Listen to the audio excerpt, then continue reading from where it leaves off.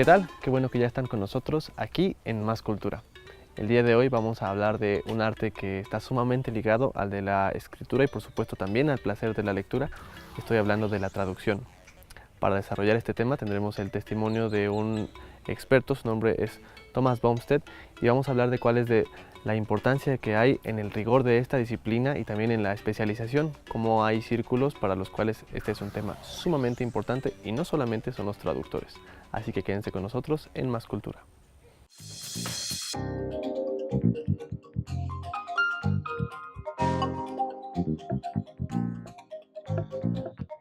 El traductor profesional puede meterse en cualquier lado usando su sensibilidad como quiere.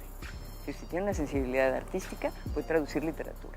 Si tiene una sensibilidad simplemente profesional, mecánica, de alguien que quiere dominar un quehacer muy bien y ganar dinero a través suyo, puede traducir contratos y, en fin, lo que sea, ¿no? Discursos. Ahora, en el caso de la poesía, como es una creación, yo no veo diferencia entre la traducción de poesía y la creación de poesía, ¿eh? Para mí escribir un poema y traducir un poema es lo mismo. La única diferencia es la fuente de inspiración. La fuente de inspiración para traducir es el poema original.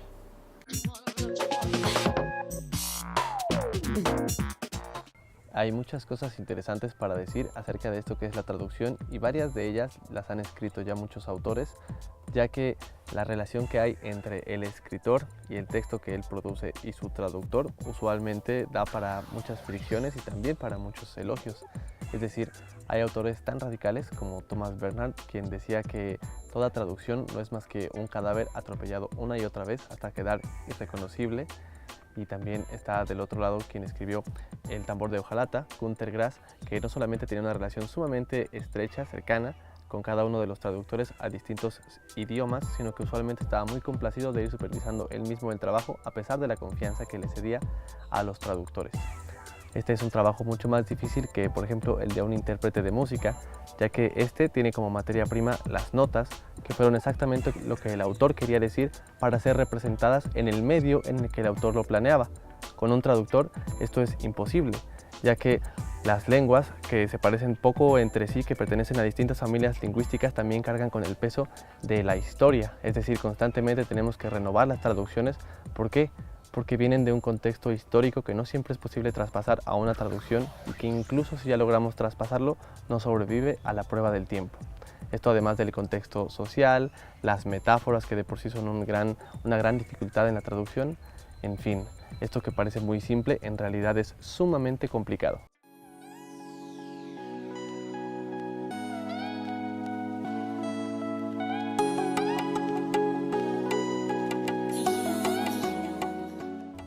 What are the common challenges? Depends on the writer. Every writer, es caso por caso, no? Every writer presents different challenges on the page.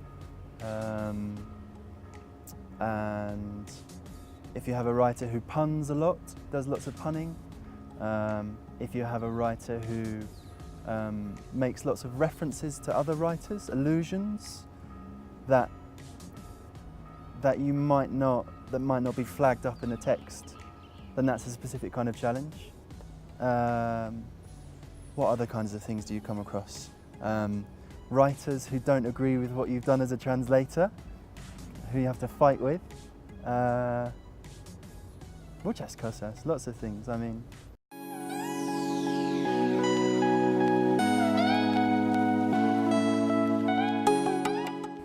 In fact, the first book that I did was a co-translation, so it was me and five other translators, all translating together a book that was like a hybrid collection of short stories / novel. And so, in fact, it wasn't a very usual translation, because usually you just do it on your own. You consult the writer, you then will talk, work with the editor on it and all that kind of stuff. But with this one, which was The Polish Boxer by Eduardo Halfon, the Guatemalan writer, there were 5 of us, and we created a process that was really interesting, kind of enlightening, getting to see how other people work. And and so we all translated different sections, and then we did this kind of carousel edit where we sent round each other's work and everyone commented. Most people probably know in Word, in the program Word, you can do track changes as you go along, and so we all commented on each other's work and tried to create sort of coherency in the book by working together in that way.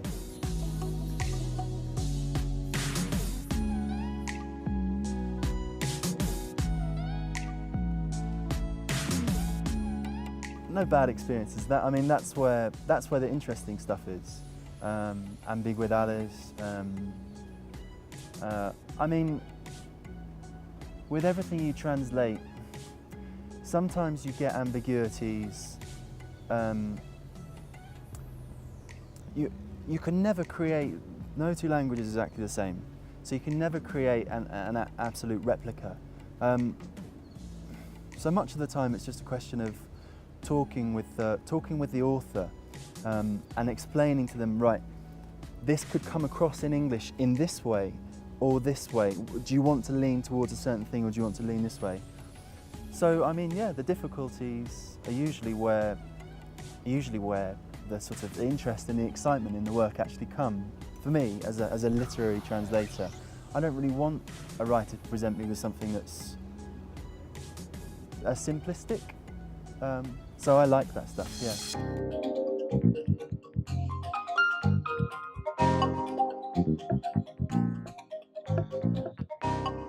Uno como lector también puede desarrollar una profunda relación con esto que es la traducción, ya que hay unas obras que son excelentes en sí mismas que podemos encontrar no solamente en la sustancia primaria, es decir, en el texto, sino también en el traductor. Así podemos encontrarnos traducciones que hay de Faulkner por Borges, de Marguerite Yourcenar por Julio Cortázar, y también está la otra cara de la moneda, es decir, por dar un ejemplo, encontramos en el trabajo que realiza la editorial Anagrama. Mientras que hace unas traducciones espléndidas, usualmente estas están destinadas al público que radica en su país, en España, y sin embargo son distribuidas sin ton ni son a lo largo de toda América Latina, lo cual pues, nos deja a todos con referencias sumamente tristes para novelas que son complejas, por ejemplo Trainspotting y toda la obra de Irving Welsh, cuyo éxito está basado gracias a la captura que él hace del registro, del habla de la gente en Escocia y también en el slang de Londres, y bueno, todo esto queda terriblemente machacado en las traducciones de Anagrama, que no comparten el léxico para nada con su público latinoamericano.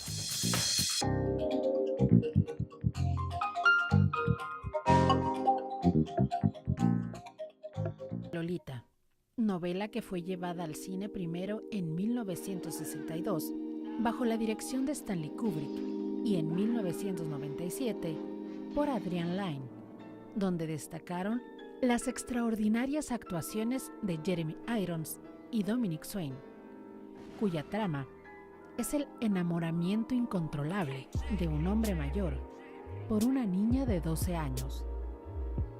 Ante tal derroche de pasiones y situaciones complejas, donde el género humano muestra los recovecos de sus profundos instintos, casi se olvida que el autor de esta magistral historia es Vladimir Nabokov. Este escritor ruso, nacionalizado estadounidense, fue duramente criticado por los editores que tardaron en publicar su novela, apareciendo primero en Francia, posteriormente en Estados Unidos, en 1958. Vladimir Nabokov es considerado uno de los principales escritores que dio el siglo XX, dotado de una extraordinaria sensibilidad, un artista incomprendido que, sin embargo, tuvo la oportunidad de saborear las mieles del éxito antes de morir.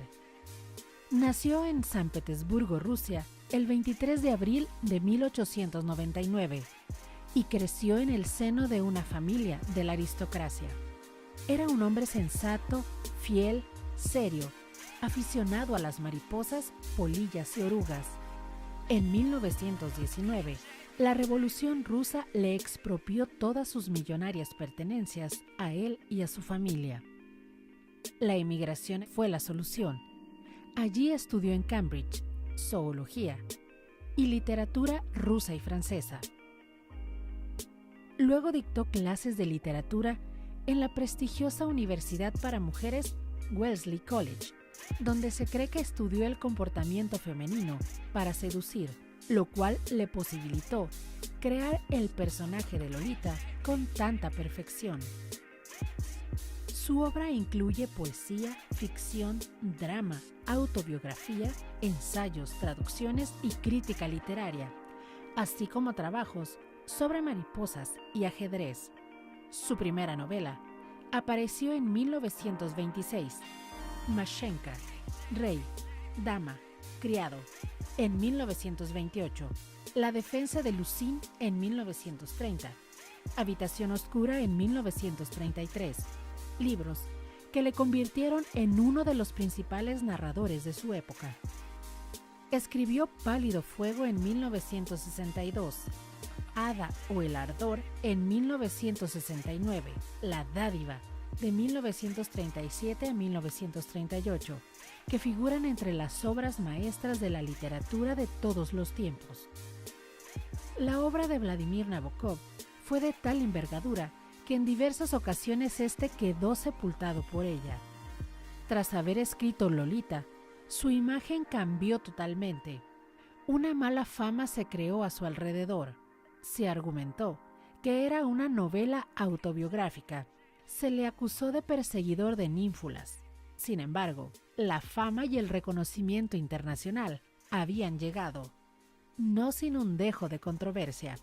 Las palabras de Nabokov siempre tradujeron lo que en ese momento nadie podría comprender, y que visto desde ahora, sencillamente se reduce a esta frase: pienso como un genio, escribo como un autor distinguido y hablo como un niño, dijo en una ocasión. Vladimir Nabokov falleció a los 78 años de edad en Montreux, cuando finalmente había sido reconocido y el éxito lo había acariciado. Pero a pesar de ello fue uno más de los tantos artistas incomprendidos y soportó las críticas marxistas que lo tildaron de ruso blanco y escritor aristocrático.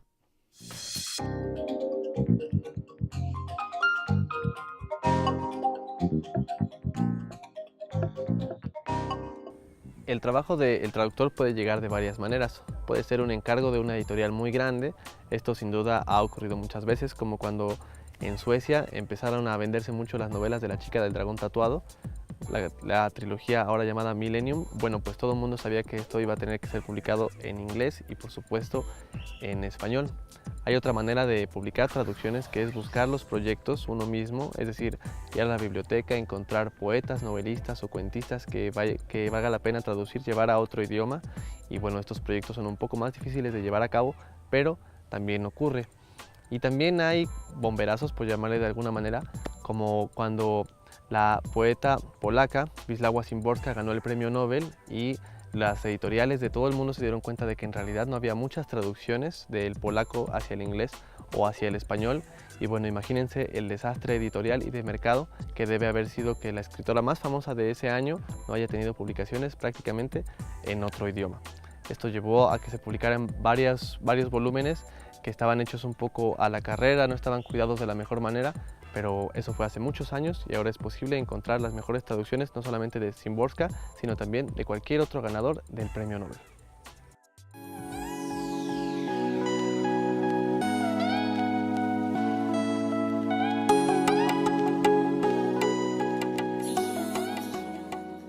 It's difficult in a way to talk about it in the abstract, or it's not difficult to talk about. I think it's difficult for people to imagine, actually, if we talk about it.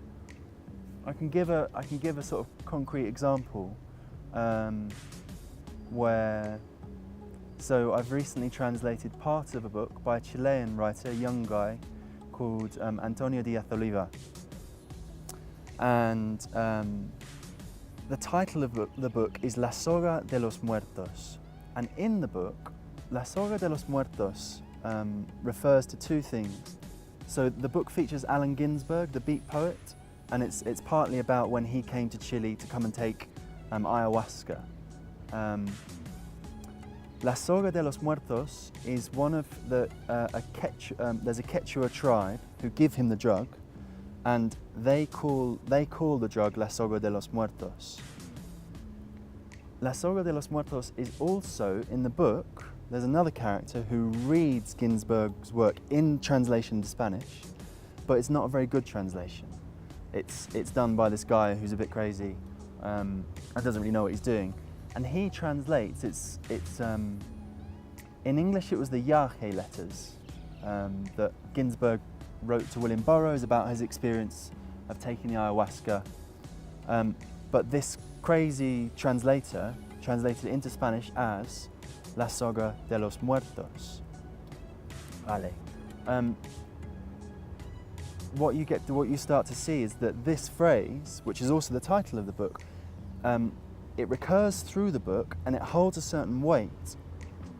Okay, but the thing is, in English, if you come out with a book, usually if you come out with a book with death in the title, or the dead, the tether of the dead, the rope of the dead, publishers who are trying to interest in the translation are going to think it's a certain kind of book. They think it's a ghost story or something very commercial. So we can't keep that. So that's quite a big decision, because you actually have to not just change the title, you have to think quite hard about what to do with that in the book, because you need those echoes. And so basically, yeah, there was a conversation between me and the writer, all by email, and his agent who's trying to interest English publishers just about what to do with this. And I've forgotten what your question was, but you know, that's some of the stuff that the sort of, yeah, the difficulties that are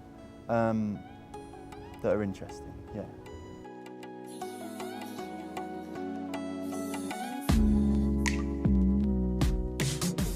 Yeah.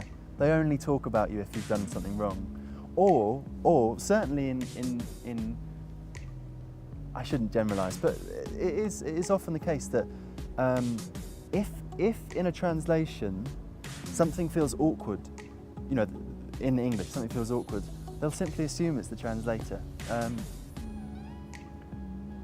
Yeah, I mean, it's not very usual for a translator to be sitting in front of a TV screen.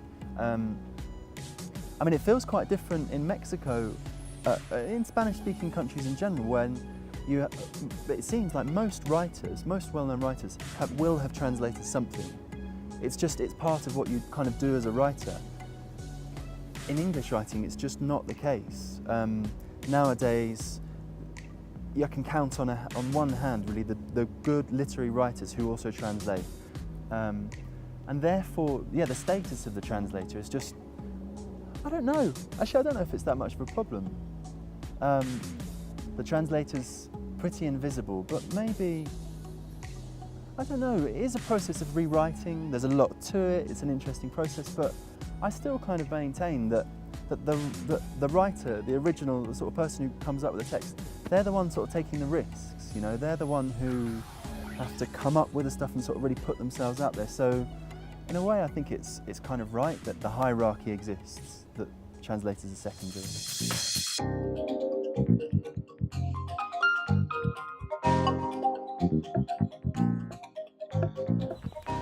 Ya hemos hablado de varios ingredientes que tiene que tener una buena traducción y que no solamente se trata de llevar el sentido de un idioma al otro, también está en el contexto y varias otras cosas. Hay una igual de importante de la cual no hemos hablado, que es el ritmo. Por supuesto que la realidad de una lengua está basada en los significados, en el paisaje, en el contexto, pero también en la sonoridad. Entonces, ¿cómo es posible que uno pueda llevar la belleza sonora, por ejemplo, de un poema a que el mismo poema en otro idioma tenga el equivalente en belleza sonora? Bueno, eso es sumamente difícil y sin embargo podemos encontrar ejemplos donde el traductor escoge darle prioridad al sentido, es decir, que el poema conserve las mismas imágenes en la medida de lo posible, exactamente el mismo sentido, pero sacrificando la sonoridad. También encontramos ejemplos de lo contrario, donde el ejercicio opuesto vale mucho la pena. Uno de los poemas más conocidos, no solamente en inglés, sino quizá en cualquier lengua, es El Cuervo, de Edgar Allan Poe. Un poema tan observado usualmente ha sido muy traducido y es ahí donde podemos encontrar que el cuervo conserva la sonoridad en español gracias a los esfuerzos sobrehumanos del traductor por tratar de conservar el sentido, pero trayéndonos la belleza sonora. Eso es sin duda un gran logro y pocas veces escuchamos que la gente sea reconocida al respecto.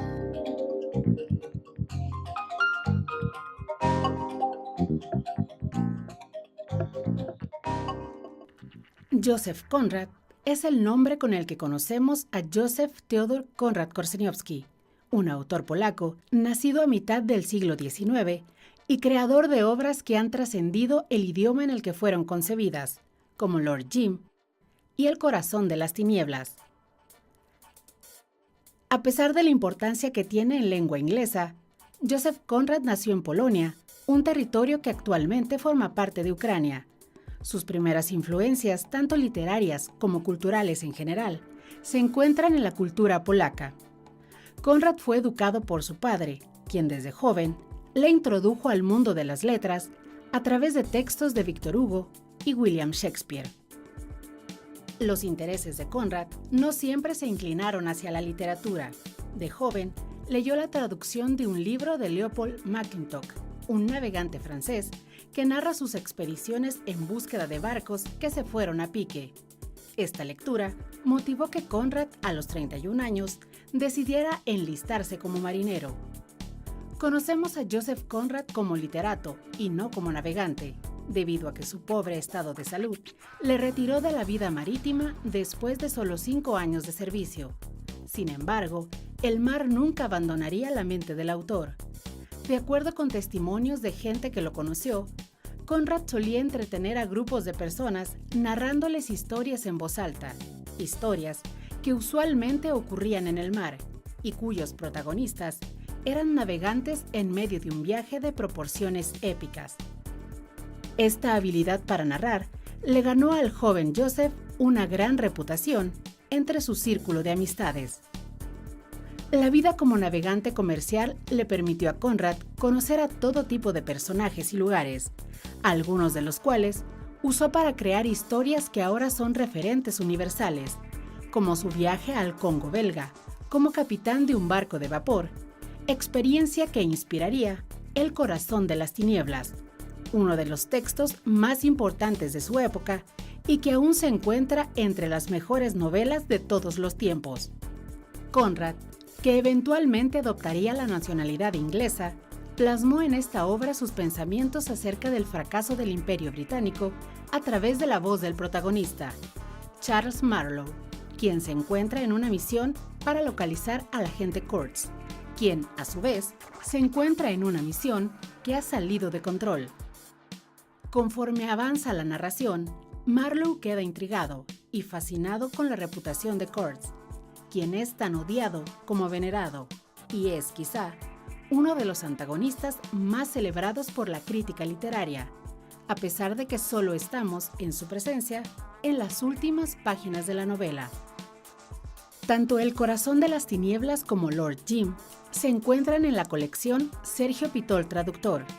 Para Pitol, el personaje de Kurtz representa al mundo que no hemos domado, lo bárbaro y oscuro, y recuerda al Satanás de la obra de John Milton. Esta obra ha sido una influencia para grandes autores como T.S. Eliot, a quien conocemos en lengua española, en parte gracias a las traducciones de Pura López Colomé, quien empieza uno de sus más famosos poemas, The Hollow Man, con una cita tomada de El corazón de las tinieblas. En el prólogo a su traducción, Sergio Pitol finaliza diciendo sobre la obra de Conrad: gracias a los poderes literarios y metaliterarios de Conrad, podemos estar seguros de que este libro mantendrá para siempre un núcleo inextricable, sabiamente defendido.